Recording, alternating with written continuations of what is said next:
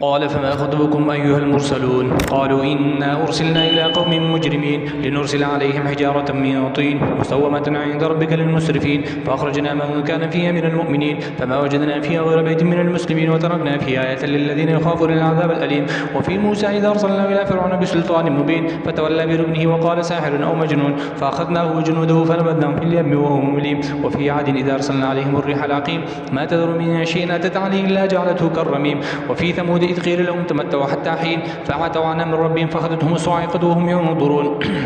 فما استطاعوا من قيام وما كانوا منتصرين. وقوم نوح من قبل إنهم كانوا قوما فاسقين.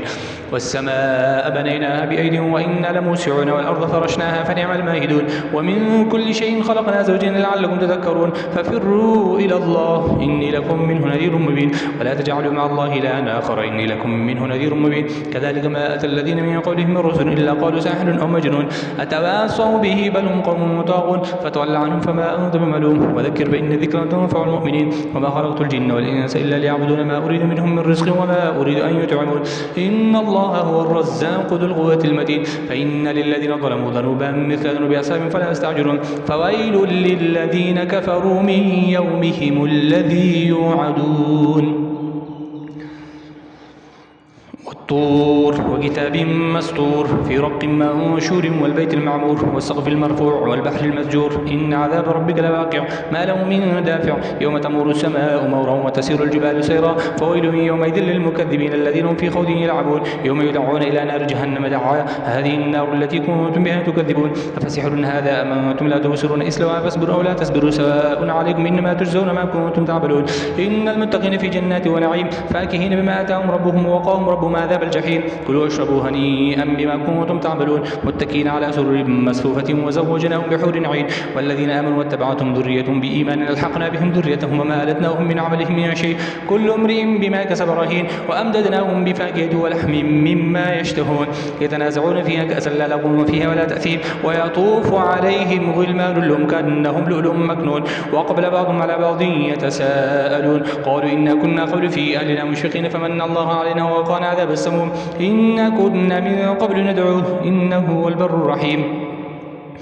فذكر فما أنت بنعمة ربك بكاهن ولا مجنون أم يقولون شاعر نتربص به ريب المنون قل تربصوا فإني معكم من المتربصين أم تأمرهم أحلامهم بهذا أم قوم طاغون أم يقولون تقول بل لا يؤمنون فليأتوا بحديث مثله إن كانوا صادقين أم خلقوا من غير شيء هم الخالقون أم خلقوا السماوات والأرض بل لا يوقنون أم عندهم خزائن ربك أم هم المسيطرون أم لهم سلم يستمعون فيه فليأتي مستمع بسلطان مبين أم له البنات ولكم البنون أم تسألهم أجرا فمن مغرب مثقلون أم عندهم رغم فهم يكذبون أم يريدون كذا فالذين كفروا هم المكيدون أم لهم إله غير الله سبحان الله عما يشركون. وإن يروا كسفا من السماء ساقطا يقول سحاب مركوم فذرهم حتى يلاقوا يومهم الذي فيه يصعقون يوم لا يغني عنهم كيدهم شيئا ولا هم ينصرون. وإن للذين ظلموا عذابا دون ذلك ولكن أكثرهم لا يعلمون. واصبر لحكم ربك فإنك بأعيننا وسبح بحمد ربك حين تقول ومن الليل فسبحه وإدبار النجوم. والنجم إذا هوى ما ضل صاحبكم وما غوى وما ينطق عن الهوى إن هو إلا وحي يوحى علمه شديد القوى ذو مرة فاستوى وهو بالأفق الأعلى ثم دنا فتدلى فكان قاب قوسين أو أدنى فأوحى إلى عبده ما أوحى ما كذب الفؤاد ما رأى فتمارونه على ما يرى ولقد رأوا نزلة أخرى عند سدرة المنتهى عندها جنة المأوى إذ يغشى سدرة ما يغشى ما زاغ البشر وما طغى لقد رأى من آيات ربه الكبرى. أفرأيتم اللات والعزى ومناة الثالثة الأخرى لكم الذكر وله الأنثى تلك إذا قسمة ضيزى إن هي إلا أسماء سميتموها أنتم وآباؤكم ما أنزل الله بها من سلطان إن يتبعون إلا الظن وما تهوى الأنفس ولقد جاءهم من ربهم الهدى أم للإنسان ما تمنى فلله الآخرة والأولى. وكم من ملك في السماوات لا تغني شفاعتهم شيئا إلا من بعد أن يأذن الله لمن يشاء ويرضى. إن الذين لا يؤمنون بالآخرة ليسمون الملائكة تسمية الأنثى وما لهم به من علم إن يتبعون إلا الظن وإن الظن لا يغني من الحق شيئا فأعرض عمن تولى عن ذكرنا ولم يرد إلا الحياة الدنيا ذلك مبلغهم من العلم إن ربك هو أعلم بمن ضل عن سبيله وهو أعلم بمن اهتدى. ولله ما في السماوات وما في الأرض ليجزي الذين أساءوا بما عملوا ويجزي الذين أحسنوا بالحسنى الذين يجتنبون كبائر الإثم والفواحش إلا اللمام إن ربك واسع المغفرة هو أعلم بكم إذا أنشأكم من الأرض إذا أنتم جند وفي بطون أمهاتكم فلا تزكوا أنفسكم هو أعلم بمن اتقى.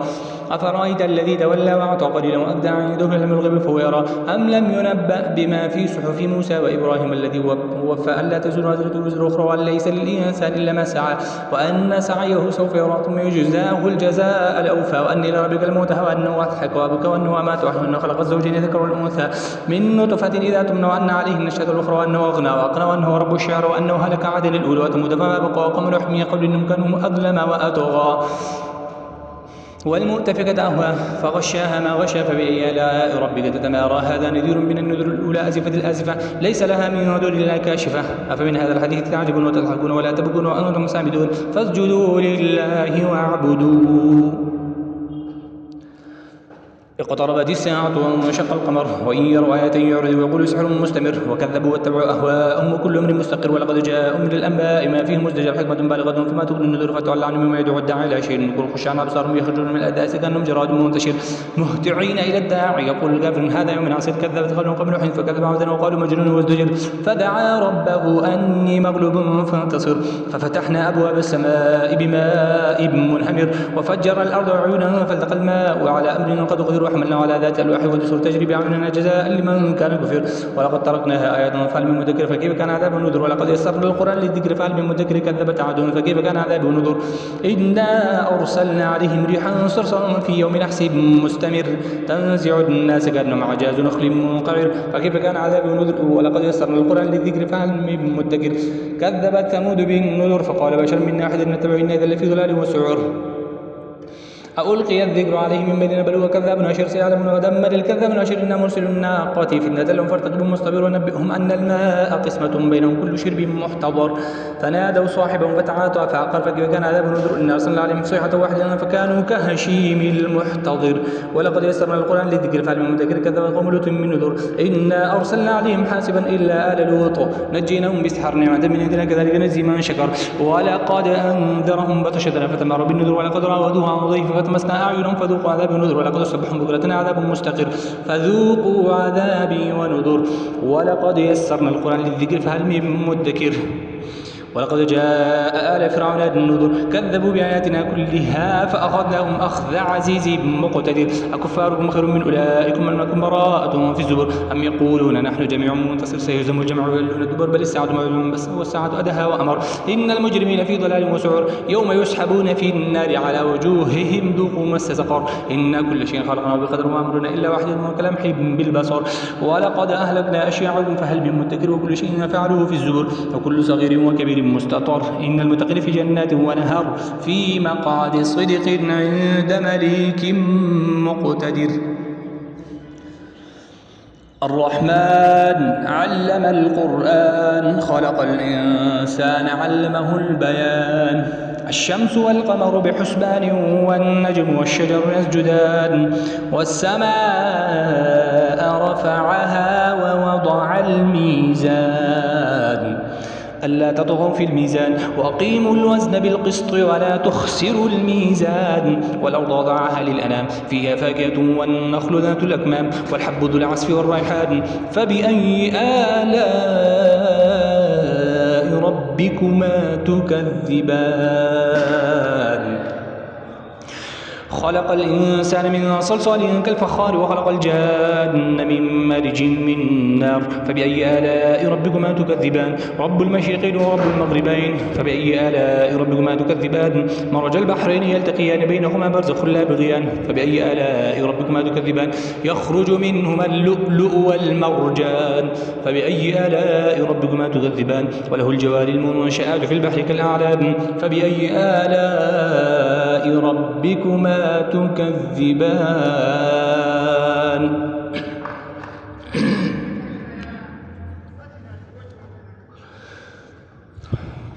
كل من عليها فان ويبقى وجه ربك ذو الجلال والإكرام فبأي آلاء ربكما تكذبان يسأله من في السماوات والأرض كل يوم هو في شأن فبأي آلاء ربكما تكذبان سنفرغ لكم أيها الثقلان فبأي آلاء ربكما تكذبان يا معشر الجن والإنس إن استطعتم أن تنفضوا من أقطار السماوات والأرض فانفضوا لا تنفضون إلا بسلطان فبأي آلاء ربكما تكذبان يرسل عليكم أشواط من نار ونحاس فلا تنتصران فبأي آلاء ربكما تكذبان فإذا انشقت السماء فكانت وردة كالدهان فبأي آلاء ربكما تكذبان فيومئذ لا يسأل عن ذنبه إنس ولا جان فبأي آلاء ربكما تكذبان يعرف المجرمون بسيماهم فيؤخذ بالنواصي والأقدام فبأي آلاء ربكما تكذبان هذه جهنم التي يكذب بها المجرمون يطوفون بينها وبين حميم آن فبأي آلاء ربكما تكذبان ولمن خاف مقام ربه جنتان فبأي آلاء ربكما تكذبان ذواتا أفنان فبأي آلاء ربكما تكذبان فيهما عينان تجريان فبأي آلاء ربكما تكذبان فيهما من كل فاكهة زوجان فبأي آلاء ربكما تكذبان متكئين على فرش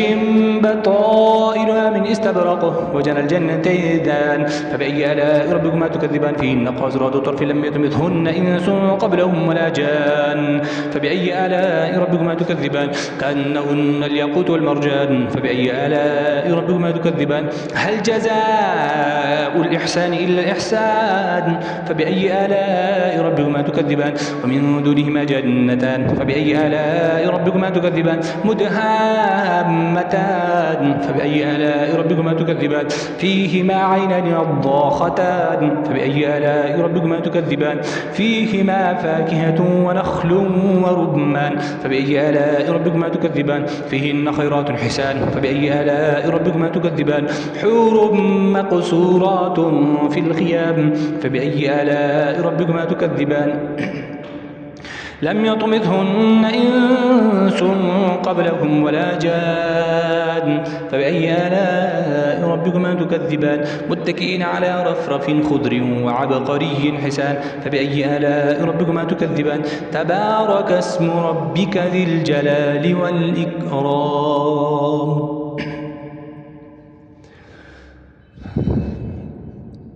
إذا وقعت الواقعة ليس لوقعتها كاذبة خافضة رافعة إذا رجت الأرض رجا وبست الجبال بسا فكانت هباء منبثا وكنتم أزواجا ثلاثة فأصحاب الميمنة ما أصحاب الميمنة وأصحاب المشأمة ما أصحاب المشأمة والسابقون السابقون أولئك المقربون في جنات النعيم ثلة من الأولين وقليل من الآخرين على سرر موضونة متكئين عليها متقابلين يطوف عليهم ولدان مخلدون بأكواب وبارق وكأس من معين لا يصدعون عنها ولا ينزفون وفاكهة مما يتخيرون ولحم طير مما يشتهون حور عين كأمثال اللؤلؤ المكنون جزاء بما كانوا يعملون لا يسمعون فيها لغوا ولا تأثيما إلا قيلا سلاما سلاما وأصحاب اليمين ما أصحاب اليمين في سدر مخضود وطلح منضود وظل ممدود وماء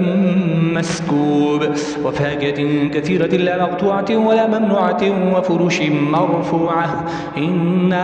أنشأناهن إنشاء فجعلناهن أبكارا عربا أترابا لأصحاب اليمين ثلة من الأولين وثلة من الآخرين وأصحاب الشمال ما أصحاب الشمال في سموم وحميم وظل من يحمل لا بارد ولا كريم إنهم كانوا قبل ذلك مترفين وكانوا يصرون على الحنة العظيم وكانوا يقولون إذا متنا وكنا ترابا وعظاما إنا لمبعوثون أو آباؤنا الأولون قل إن الأولين والآخرين لمجموعون إلى ميقات يوم معلوم ثم إنهم الضالون المكذبون الآكلون من شجر من زقوم فمالئون منها البطون فشاربون عليه من الحميم فشاربون شرب الهيم هذا نزلهم يوم الدين نحن خلقناكم فلولا تصدقون أفرأيتم ما تمنون أأنتم تخلقونه أم نحن الخالقون نحن قدرنا بينكم الموت وما نحن بمسبوقين على أن نبدل أمثالكم وننشئكم فيما لا تعلمون ولقد علمتم النشأة الأولى فلولا تذكرون فريما تحرثون أنتم تزرعونه أم نحن الزارعون لو نشاء لجعلناه حطاما فظلتم تفكهون إنا لمغرمون بل نحن محرومون أفرأيتم الماء الذي تشربون أأنتم أنزلتموه من المزن أم نحن المنزلون لو نشاء جعلناه أجاجا فلولا تشكرون أفرأيتم النار التي تورون أأنتم أنشأتم شجرتها أم نحن المنشئون نحن جعلناها تذكرة ومتاعا للمقوين فسبح باسم ربك العظيم فلا أقسم بمواقع النجوم وإنه لقسم لو تعلمون عظيم إنه لقرآن كريم في كتاب مكنون لا يمسه إلا المطهرون تنزيل من رب العالمين أفبهذا الحديث أنتم مدهنون وتجعلون رزقكم أنكم تكذبون فلولا إذا بلغت الحلق ما أنتم حينئذ تنظرون ونحن أقرب إليه منكم ولكن لا تبصرون فلولا إن كنتم غير مدينين ترجعون إن كنتم صادقين فأما إن كان من المقربين فروح وريحان وجنة نعيم وأما إن كان من أصحاب اليمين فسلام لك من أصحاب اليمين وأما إن كان من المكذبين الضالين فنزل من حميم وتصلية جحيم إن هذا لهو حق اليقين فسبح باسم ربك العظيم سبح لله ما في السماوات والأرض وهو العزيز الحكيم له ملك السماوات والأرض يحيي ويميت وهو على كل شيء قدير هو الأول والآخر والظاهر والباطن وهو بكل شيء عليم هو الذي خلق السماوات والأرض في 6 أيام ثم استوى على العرش يعلم ما يلج في الأرض وما يخرج منها وما ينزل من السماء وما يعرج فيها وهو معكم أينما كنتم والله بما تعملون بصير له ملك السماوات والأرض إلى الله ترجع الأمور يولج الليل في النهار ويولج النهار في الليل وهو عليم بذات الصدور آمنوا بالله ورسوله وانفقوا مما جعلكم مستخلفين فيه فالذين آمنوا منكم وانفقوا لهم أجر كبير وما لكم لا تؤمنون بالله والرسول يدعوكم لتؤمنوا بربكم وقد أخذ ميثاقكم إن كنتم مؤمنين هو الذي ينزل على عبده آيات بينات ليخرجكم من الظلمات إلى النور إن الله بكم رؤوف رحيم وما لكم ألا تنفقوا في سبيل الله ولله ميراث السماوات والأرض لا يستوي منكم من أنفق من قبل الفتح وقاتل أولئك أعظم درجة من الذين أنفقوا من بعد وقاتلوا وكلا وعد الله الحسنى والله بما تعملون خبير من ذا الذي يقرض الله قرضا حسنا فيضاعفه له وله أجر كريم يوم ترى المؤمنين والمؤمنات يسعى نورهم بين أيديهم وبأيمانهم بشراكم اليوم جنات تجري من تحتها الأنهار خالدين فيها ذلك هو الفوز العظيم يوم يقول المنافقون والمنافقات للذين آمنوا انظرونا نقتبس من نوركم قيل ارجعوا وراءكم فالتمسوا نورا فضرب بينهم بسور له باب باطن فيه رحمة وظاهر من قبله في العذاب ينادون ألم نكن معكم قالوا بلى ولكنكم فتنتم أنفسكم وتربصتم وارتبتم وغرتكم بالأماني حتى جاء أمر الله وغركم بالله الغرور فاليوم لا يؤخذ منكم فدية ولا من الذين كفروا مأواكم النار ولكم بئس المصير ألم يأن للذين آمنوا أن